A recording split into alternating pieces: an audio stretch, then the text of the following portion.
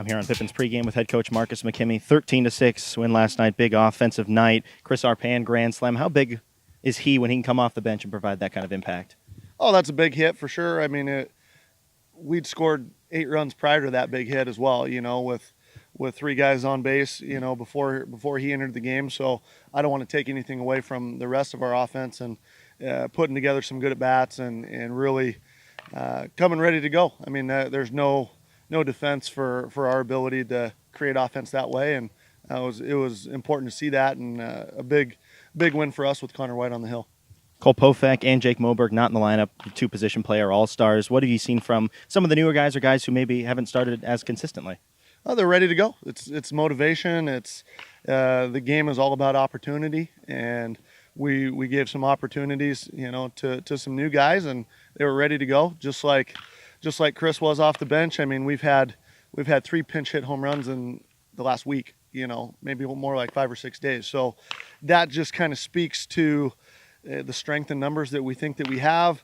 The team dynamic that we feel is coming along, and whether slower than expected or not, you want to play your best ball in July and August, and we've said that all summer. And if we can continue to put the pedal down and win series, we're going to be okay.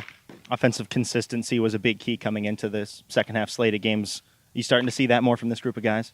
Well, you never know when you're going to score. I don't ever want to expect that we're going to put up X amount of runs a game. There's a process to it. There's a lot of things that go into being a quality offensive group.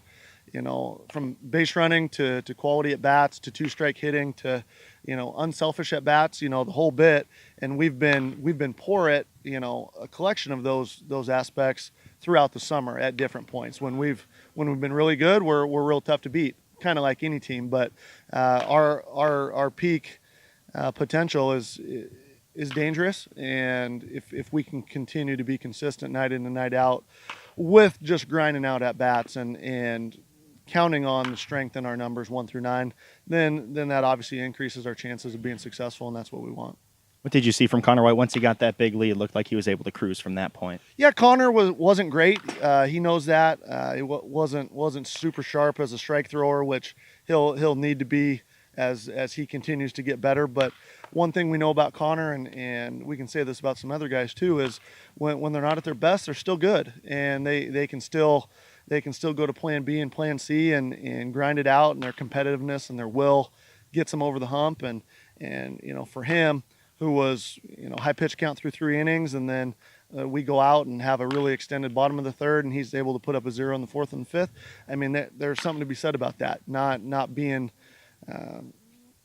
not folding when you're not at your best, and it's a lesson for all of our guys. Got Chase Farrell going today. He'll be joining Moberg and Pofak at the All-Star game in Port Angeles next week. How has his development been last time out, setting the Pippins single-game record with strikeouts, 12? Well, Chase has been good. He's been motivated since the day he's got here. His stuff is plus.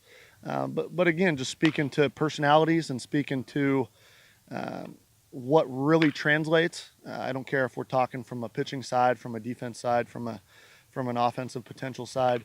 There's some things he does that he's learning, and more importantly that he's learned in the last 9 to 12 months that have got him to this point where he's been very motivational for our guys and a great leader by example.